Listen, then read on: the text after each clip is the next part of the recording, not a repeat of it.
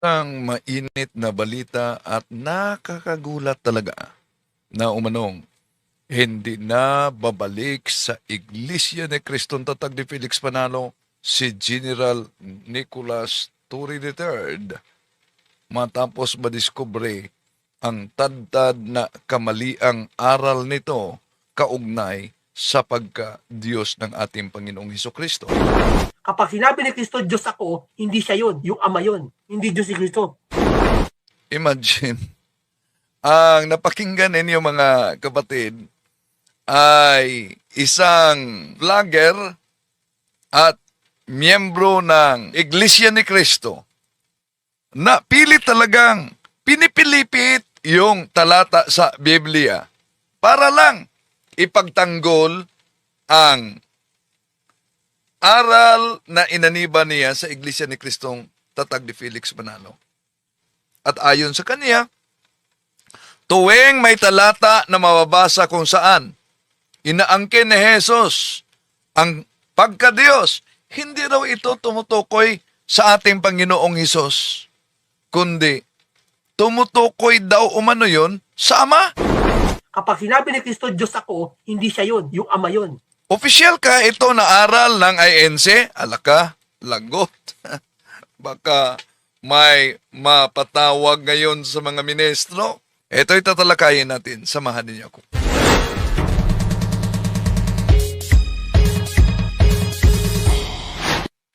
Kumusta? Welcome. Ito yung lingkod, Brad Wendell Talibong, muling makasama ninyo sa pagkakataong ito.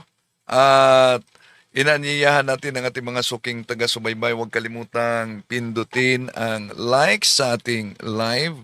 At huwag din kalimutang mag-subscribe kung bago ka lang.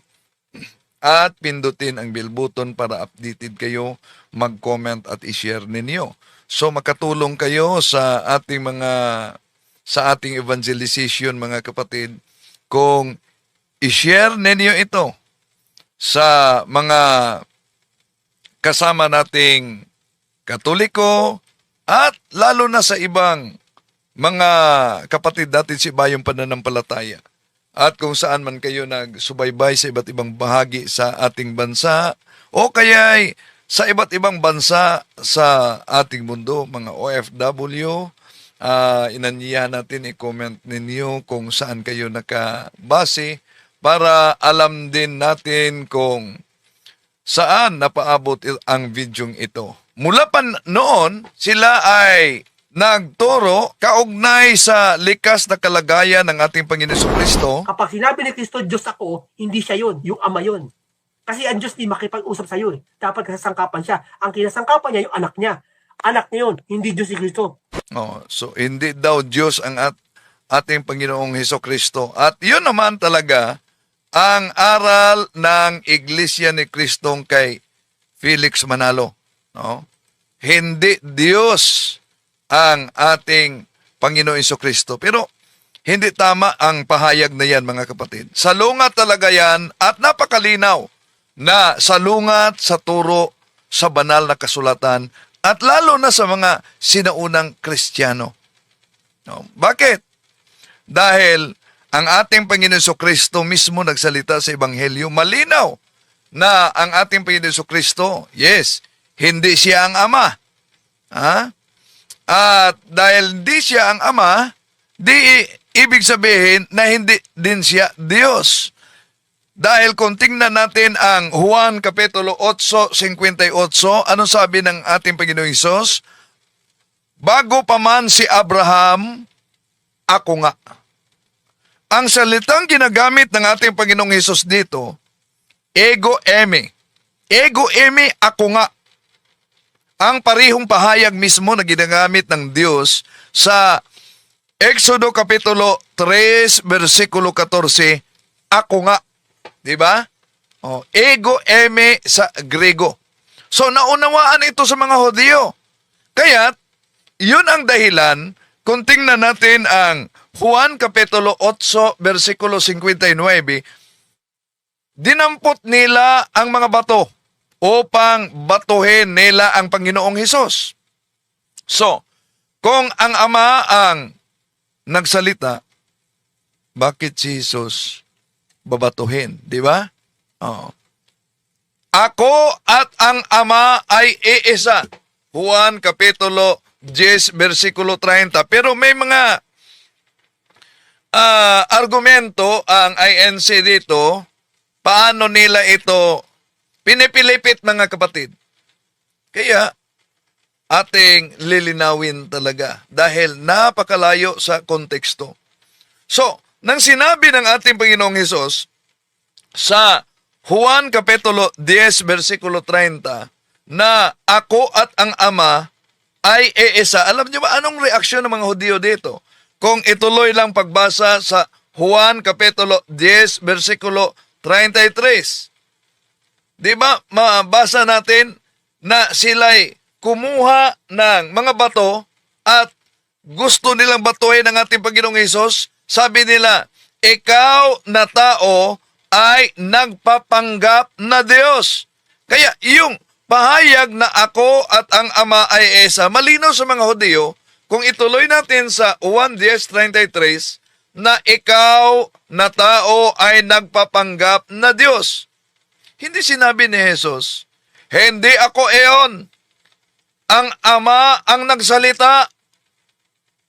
Sa halip, ipinaliwanag talaga ng ating Panginoong Hesus ang kanyang pagka-Diyos sa pakipagkaisa sa Ama. Ang Ama at ang Anak ay magkaibang persona, ngunit iisa sa kalikasan. Di ba?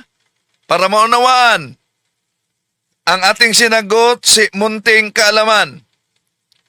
Iba siyang persona sa akin, pero isa ang likas namin sa pagkatao. May katawan at may kaluluwa.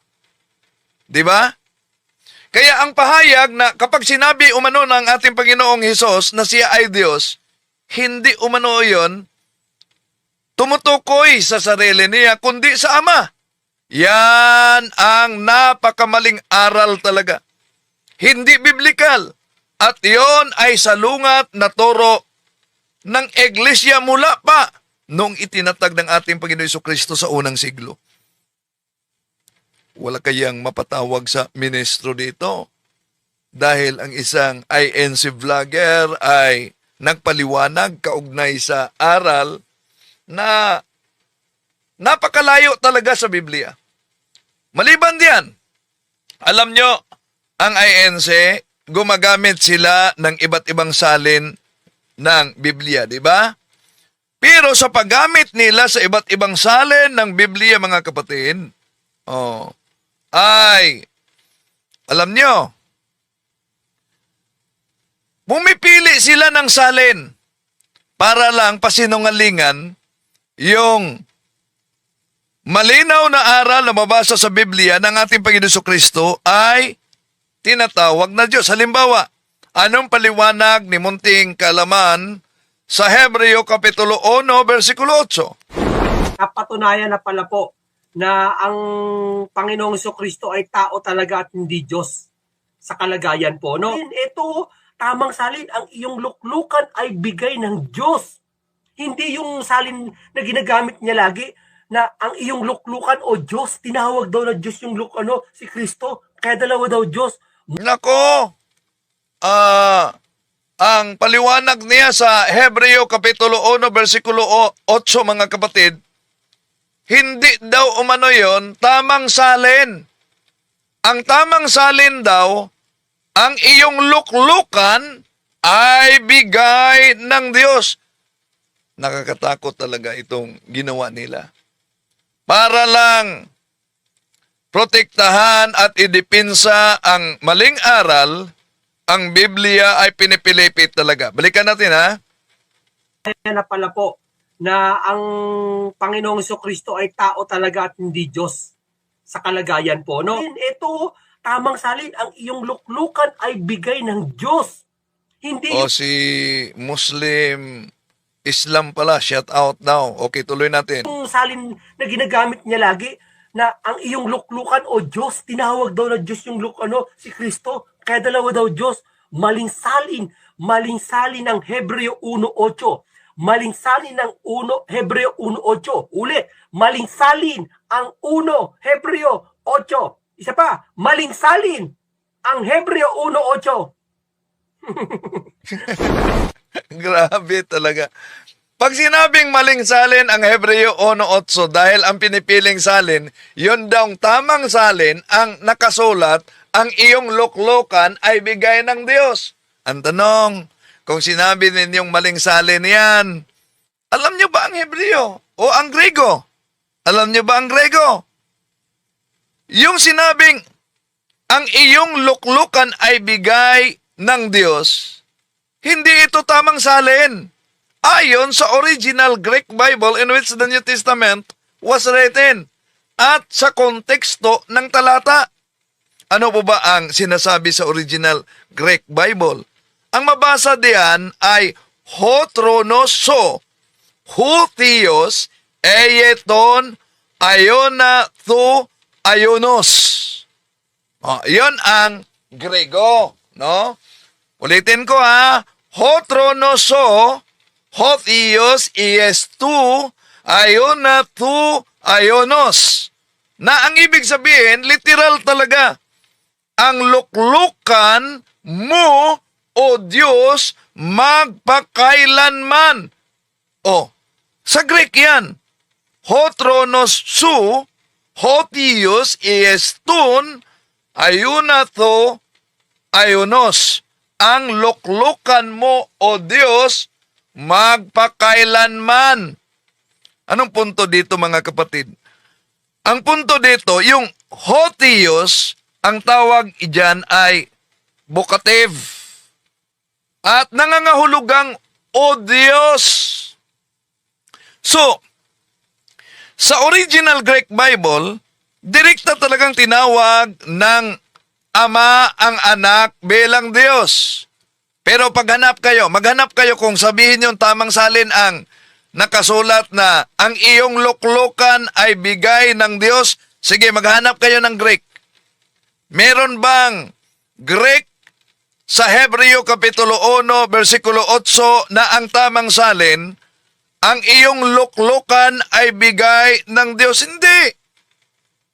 Silipin yun salin. Ho trono su, ho theos, tun, ayuna to, oyonos. Ang luklukan mo, o Diyos, magpakailanman. Napakalinaw yan. Salin na tumutugma talaga sa Grego. Kahit nga yung dating Biblia, tumutugma din yan sa Grego.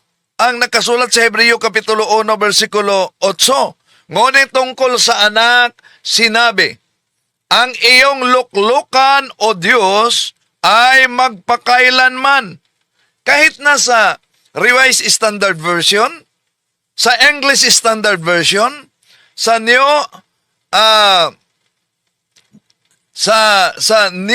International Version, sa New American Standard Bible, yun din ang mabasa. Your throne, O God, is forever and ever. So, iisa ang diwa. Tinatawag ang anak bilang Diyos.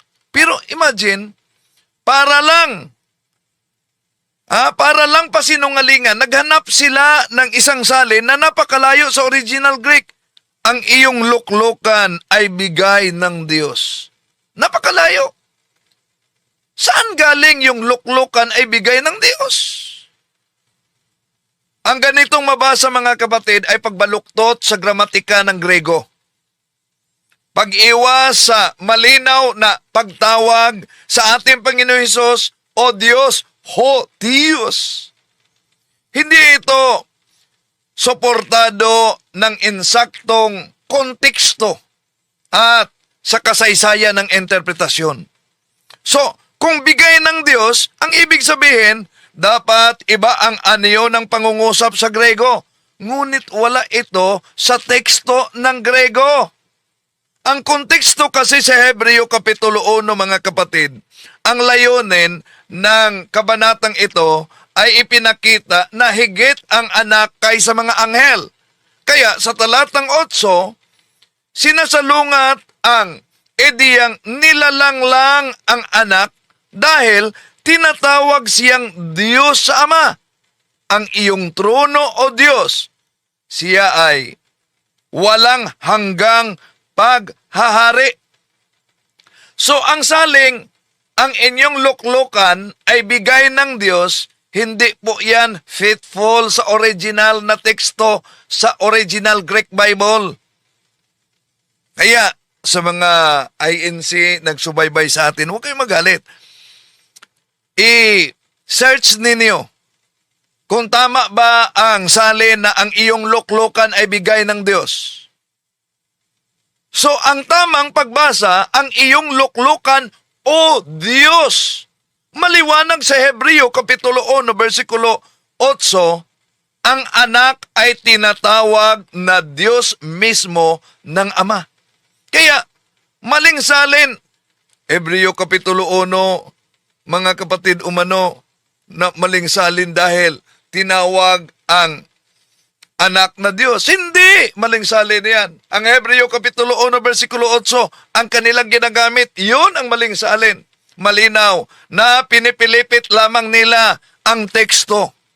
Malinaw na malinaw mga kapatid na naghahanap lamang sila ng alternatibong salin. Bakit? Para pasinungalingan ang tuwirang sinabi sa Hebreo Kapitulo 1, versikulo 8 na tinatawag siyang Diyos sa Ama. Diba? Napakalinaw yan. Ano ang nakasulat sa Hebreo 1.8 sa Grego? Ho tronos. So, ho Theos. Literal talaga. Ang iyong luklukan, O Diyos. Ito ay vocative. Pagtawag, hindi po negative. Na bigay ng Diyos. Diba? So, bakit mali ang iyong luklukan ay bigay ng Diyos? Ang saling iyan, grammatically forced. So, ibig sabihin, yung bigay ng Diyos, dapat ibang anyo ang ginagamit sa Grego. Pero malinaw na negative construction yan. Walang ganoong anyo sa teksto mga kapatid. Lahat na major translation, kahit King James Version, dating salin, Revised Standard Version, English Standard Version, New International Version, New American Standard Bible, lahat talaga ang mabasa, Your throne, O God. Pero dito, mapansin ninyo, parang nanindigan talaga si Munting Kaalaman na tamang salin ang kaniya at maling salin ang iyong trono, O Diyos. Napatunayan na pala po na ang Panginoong Jesucristo ay tao talaga at hindi Diyos sa kalagayan po. No? Ito, tamang salin, ang iyong luklukan ay bigay ng Diyos. Hindi yung salin na ginagamit niya lagi na ang iyong luklukan o Diyos, tinawag daw na Diyos yung si Kristo, kaya dalawa daw Diyos. Maling salin ng Hebreo 1.8. Maling salin ng Hebreo 1.8. Ulit, maling salin ang 1 Hebreo 8. Isa pa, maling salin ang Hebreo 1.8. Grabe, patawa-tawa pa siya. Maling salin daw ang Hebreo 1.8. Pero ano yun sa Greek? Ho tronos, so ho Theos, di ba? O vocative. Ho Theos, O Diyos. Oh. So kung sasabing maling salin, o sige nga, maglatag kayo ng Greek sa Hebreo Kapitulo 1. Kung malibang salin, ang katotohanan mga kapatid, alam nyo ba yung Hebreo Kapitulo 1, versikulo 8? Galing yan sa lumang tipan. Tuwirang sipi yan sa Awit Kapitulo 45, versikulo 6 sa Septuagint na nakasulat, Your throne, O God, is forever and ever. So kung babaguhin mo ang Hebreo Kapitulo 1, versikulo 8, no, binago mo rin yung nakasulat sa Awit Kapitulo 45, versikulo 6, na tinanggap ng mga Hodyo mismo bilang tamang pagbasa. So, bakit itong ginamit nila na talata at pinili nilang salin ay napakabaluktot talaga? Bakit? Dahil simple lang.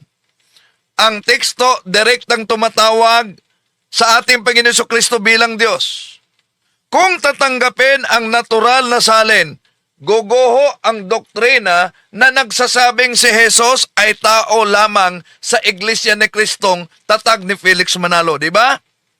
Kaya ang taktika, humahanap sila ng ibang salin para takasan ang malinaw na kahulugan, mga kapatid. Ito ang eksaktong babala ni San Pablo na sabi niya, huwag lampasan ang nakasulat. Okay. Ngayon, isa-isahin natin ito pero mahaba ang kaniyang video. Siguro di natin matapos ang kabuuan pero sasagutin lang natin, no? Yeah? Okay. Ito mga kapatid. Napatunayan na pala po na ang Panginoong Jesucristo ay tao talaga at hindi Diyos. Napatunayan umano na ang ating Panginoon Jesucristo ay tao, hindi Diyos. Mali. Maling-mali talaga. Una, walang problema na ang ating Panginoon Jesucristo ay tao dahil siya ay Diyos na nagkatawang tao. Diba? Pero, yung sinabing hindi siya Diyos, wala naman tayong mabasa sa Biblia kung sundan ang kanilang argumento na dapat yung mabasa lamang sa Biblia ang paniniwalaan. Anong sabi niya? Kalagayan po, no? Papatuloy lang po natin ang ating ginagawang pagtutuklas ng ating Panginoong Jesucristo po ay talagang hindi po Diyos sa likas na kalagayan po, no? Ang Panginoong Jesucristo po ay tao po. Kristo po ay tao po. Ayun, meron pa lang sound. May sounds na. Genesis. Ayun nga po, marami ngayon nakatayo ngayong religion na ang paniniwala nga ay Diyos si Kristo. No, si Brad Eli ng Brazil, paniniwala niya talagang Diyos si Kristo. Para maiwasan niya lang yung hindi siya lalabagin yung talata na maraming hindi niya lalabagin, ginawang Diyos na rin si Kristo para lumalabas, dalawa Diyos sa kanila.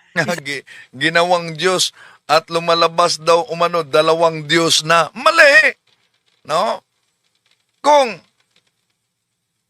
ang pananampalataya si Kristo ay Diyos, ibig ba sabihin dalawa ng Diyos? Hindi. Dahil ang ating Panginoon Jesucristo ay hindi ibang Diyos sa Ama. Yung sinabing si Jesus ay hindi daw Diyos sa likas na kalagayan, mali din. Ang pahayag na si Jesus ay hindi Diyos sa likas na kalagayan, mga kapatid, ay hindi tumpak sa aral ng Biblia, kundi bunga lang sa pagkalito at dalawang kalikasan ng ating Panginoon Jesucristo. Di ba? Ang pagiging Diyos at pagiging tao. Both human and divine. Wala tayong problema kung sasabihin nila na ang ating Panginoon Jesucristo ay tao.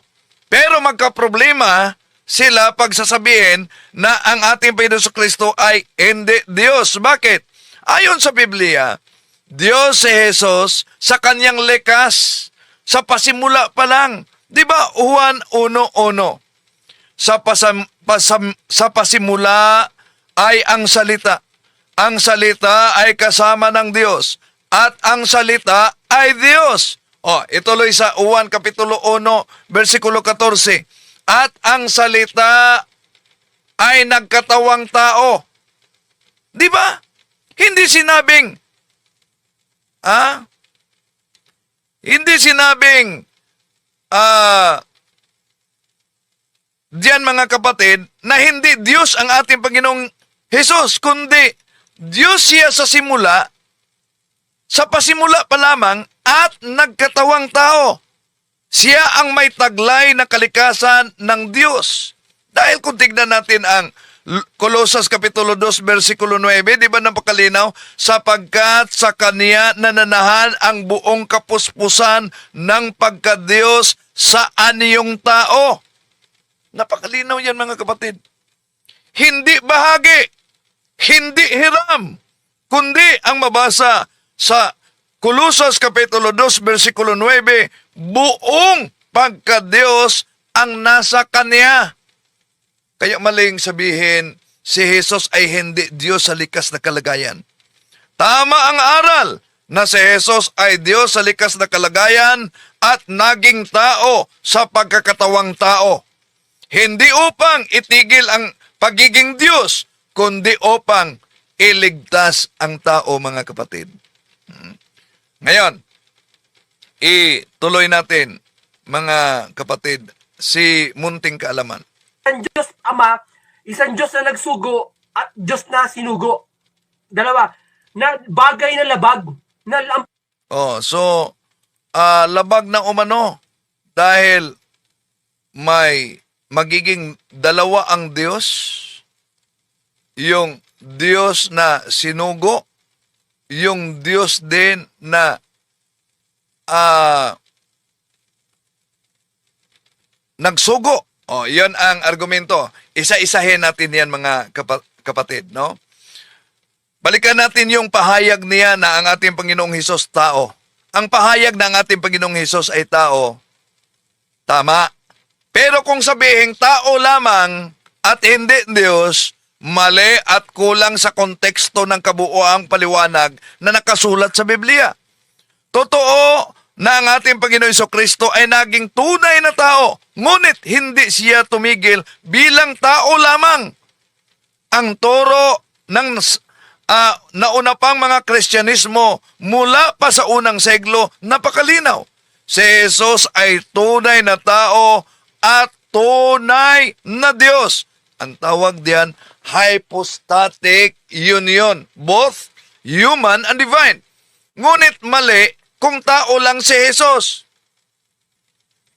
Hindi kailan itinuturo sa Biblia, mga kapatid, na tao lamang si Jesus. Pero ang palusot sa INC, hindi naman namin itinuturo na ang ating Panginoon Jesucristo ay tao lang. Dahil siya ay Panginoon. O ginawa siyang Panginoon. Nasagot natin yan. Meron na tayong, para sa gusto pang matuto, pwede niyong subaybayan ang iba pang uploaded video kaugnay diyan, no? So, balik natin, mga kapatid. Sa Juan Kapitulo 1, versikulo 1, ang salita ay Diyos at ang salita ay naging tao, Juan Kapitulo 1, versikulo 14. Ang salita ay malinaw na tumutukoy kay Jesus, Diyos na nagkatawang tao. So, ginawa niya ang mga gawa ng Diyos. Sa anong paraan? Tingnan niyo ang Marcos Kapitulo 2, versikulo 7, versikulo 5 hanggang 7. Di ba? Nagpatawad siya ng kasalanan. Tingnan niyo ang Mateo Kapitulo 8, versikulo 26. Anong mabasa diyan? May kapangyarihan siya sa kalikasan.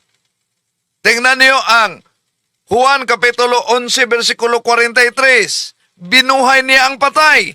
Sa Biblia, Diyos lamang ang may ganitong otoridad, mga kapatid.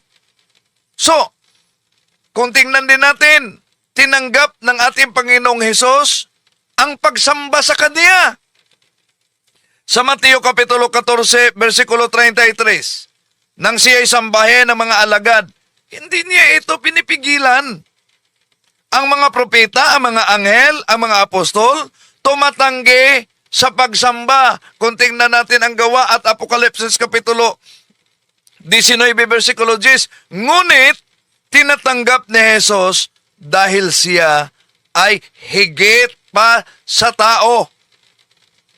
Mas dakila ang Ama kaysa akin. Yun ang pahayag nila. Di ba malinaw yan na sinabi ng ating Panginoong Hesus, Juan 14:28, mas dakila ang Ama sa akin.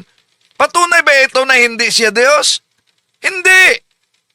Dahil ito ay konteksto sa kanyang pagpapakababa bilang tao. Tingnan niyo ang Pilipos Kapitulo 2, versikulo 6 hanggang 8.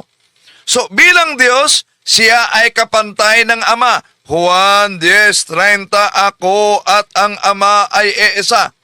Bilang tao, siya ay kusang nagpasakop. Pilipos Kapitulo 2, versikulo 6 hanggang 8. Hindi ito tungkol sa kalikasan, kundi tungkol ito sa kanyang papel at misyon. Kung tao lang si Jesus, hindi sapat ang kanyang sakripisyo para sa kasalanan sa buong sanlibutan. Hindi dapat siya sambahin, di ba? Kung tao lang siya. Mali ang mga apostol na tumatawag sa kanya na Diyos. Tito Kapitulo 2, versikulo 13, Hebreo Kapitulo 1, versikulo 8. Ngunit sa Biblia malinaw. Tingnan niyo ang Kolosas Kapitulo 2, versikulo 9. Sa Kanya nananahan ang buong kapuspusan sa pagka-Diyos sa anyong tao. Okay, balikan natin yung pahayag niya. Ano daw? Dalawang Diyos. Dahil may nagsugo, may sinugo. Ayun nga po, marami ngayon nakatayo ngayong religion na ang paniniwala nga ay Diyos si Kristo. No, si Brad Eli ng Brazil, paniniwala niya talagang Diyos si Kristo. Para maiwasan niya lang yung hindi siya lalabagin yung talata na maraming hindi niya lalabagin, ginawan Diyos na rin si Kristo para lumalabas, dalawa Diyos sa kanila. Isang Diyos Ama, isang Diyos na nagsugo, at Diyos na sinugo. Ayan. Natawa ako nitong logic nila mga kapatid. Ha? Dalawang Diyos na umano. Yung isa, Diyos na nagsugo, yung isa, Diyos na sinugo. So, ang nagsugo at sinugo, kung ating pag-aralan, yun ay usapin ng persona, hindi sa pagka-Diyos. Diba? Halimbawa, para maunawaan, si munting kaalaman, ibang persona siya sa akin. Siya ang sinagot ko. Diba? Iba ang sinagot, iba din ang nagsagot. Magkaibang persona. Pero sa likas, sa pagkatao ay iisa ra. May kaluluwa at may katawan. Iisa sa likas sa pagkatao. Diba? So, ang nagsugo at sinugo, yun ay usapin ng persona, hindi sa pagka-Diyos. Kapag sinabing, isinugo ng Ama ang anak, hindi ibig sabihin na mas mababa o ibang Diyos na ang anak. Ibig sabihin nito, magkaiba sila ng persona. Pareho ng iisang likas na pagka-Diyos. Halimbawa, para maunawaan, halimbawa, isang gobernador. Isang gobyerno.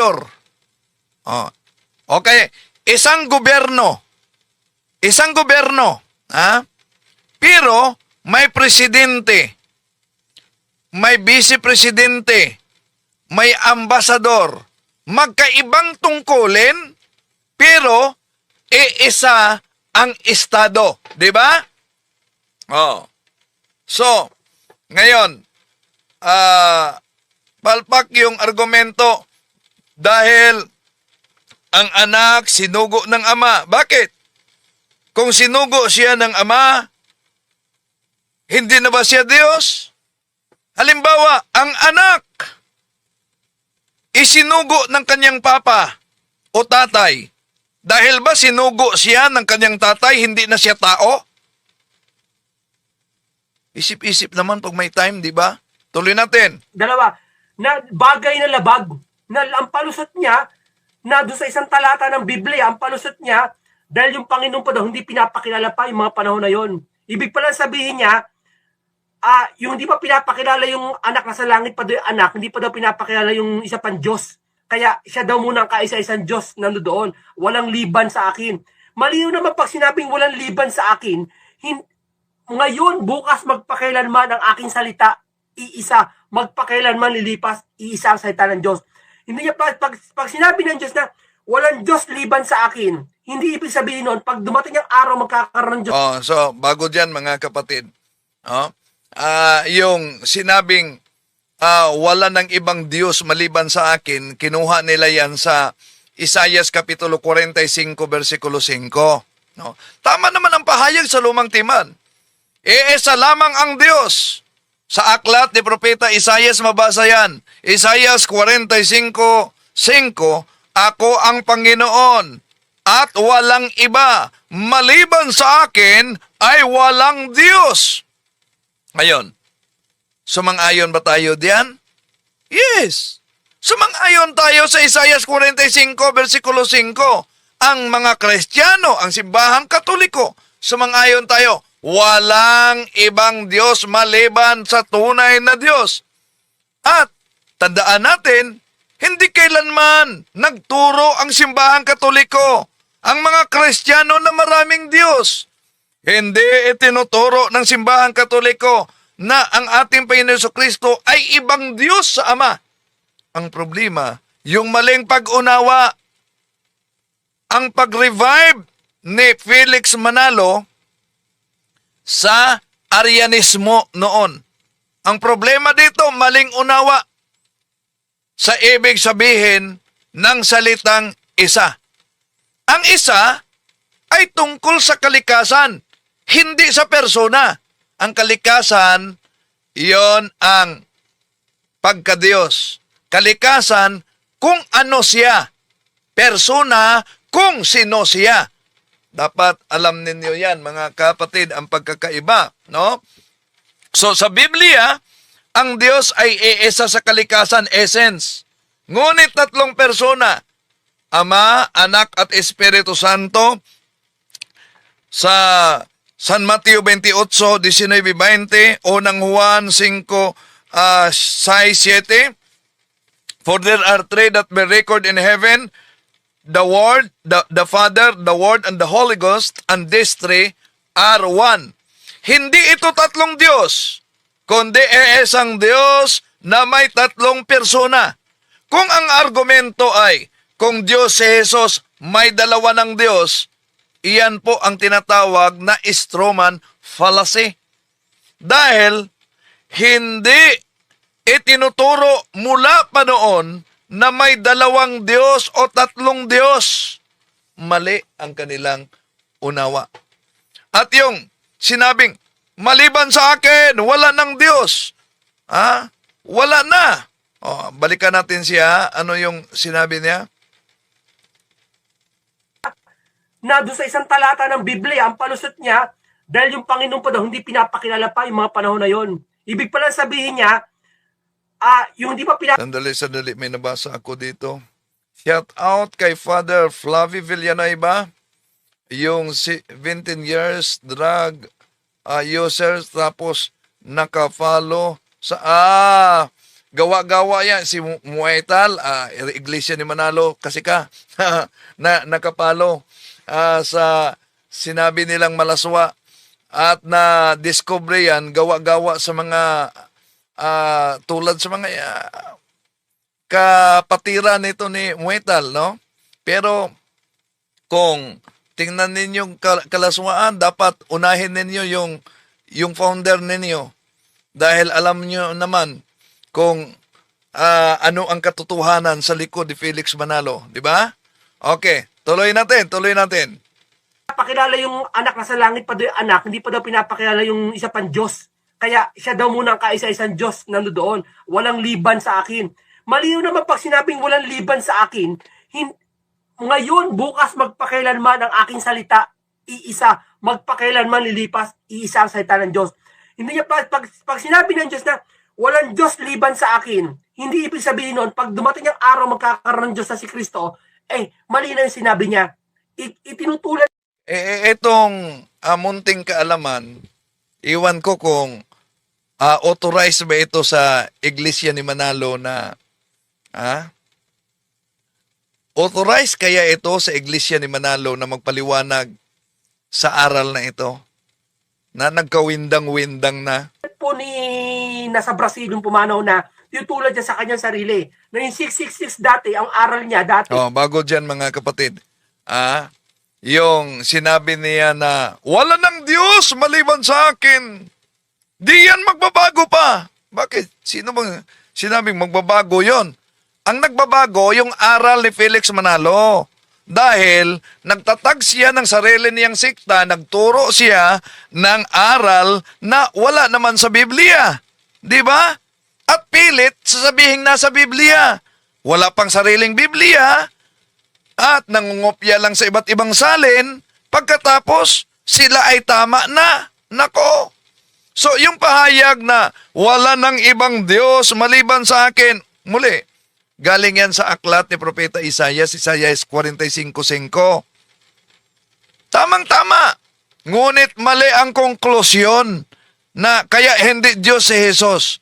Bakit mali ang konklusyon na hindi Diyos ang ating Panginoong Hesus para sa kanila? Ang pahayag na wala ng ibang Diyos maliban sa akin mula sa aklat yan ni Propeta Isaias at tamang-tama talaga na iyon ang nakasulat.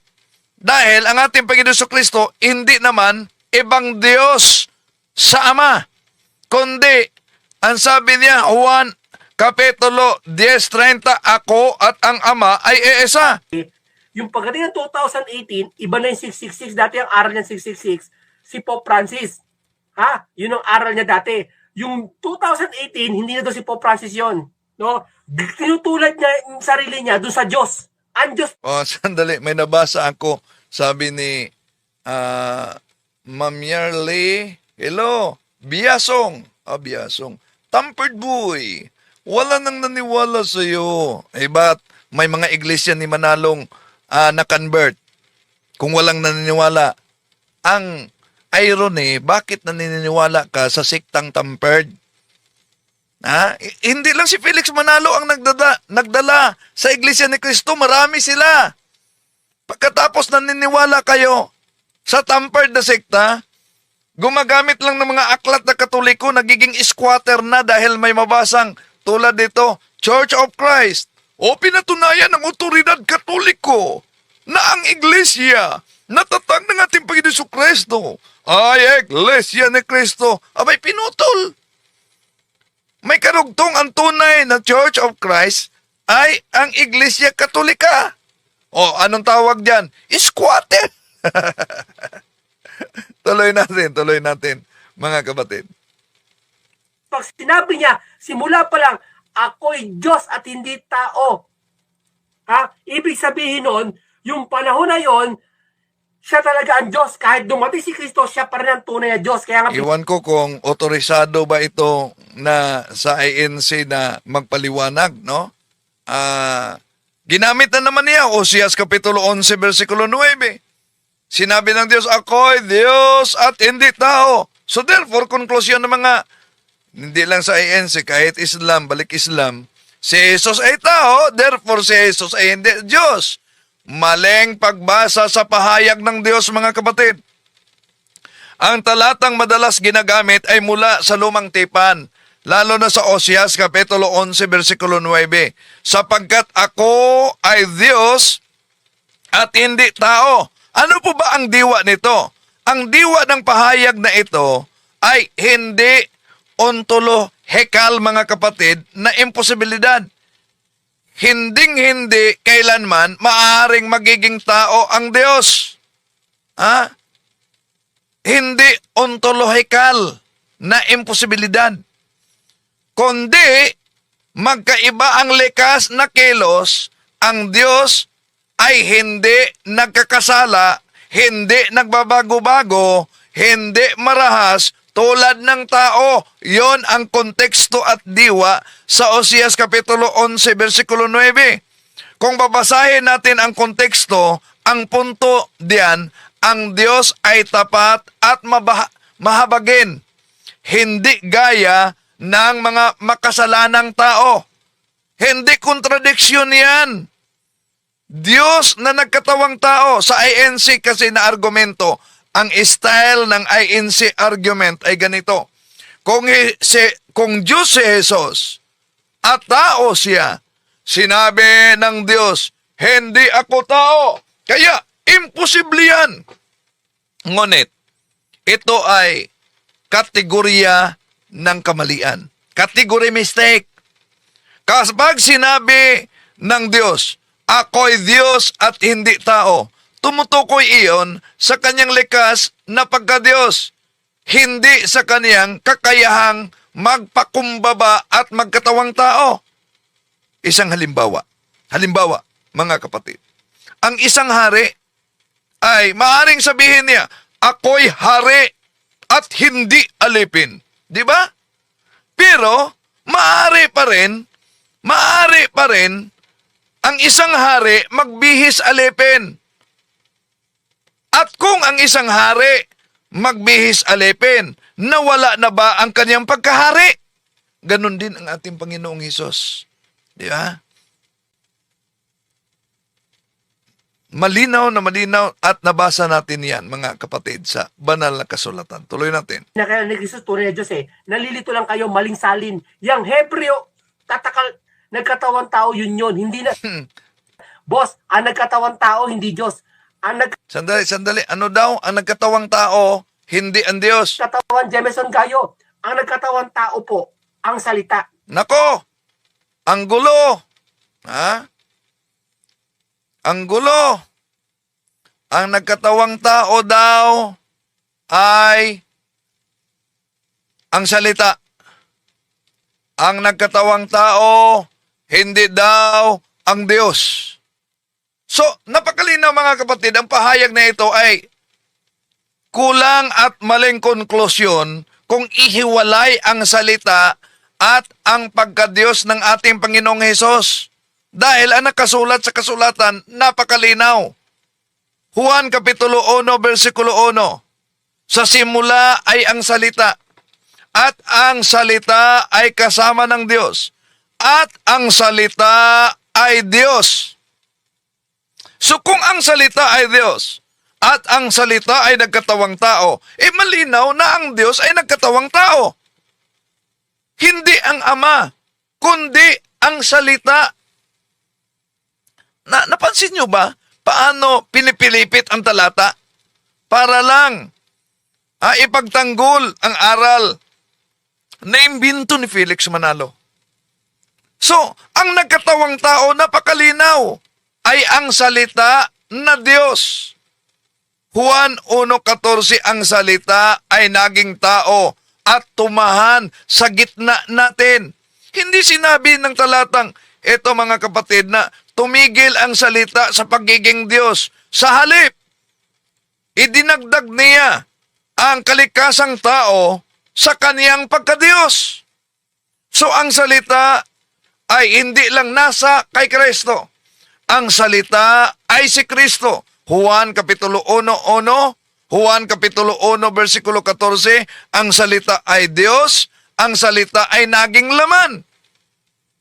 Hindi sinasabing ang Diyos ay nasa isang hiwalay na taong si Kristo, kundi ang mismong salita na Diyos ay naging tao.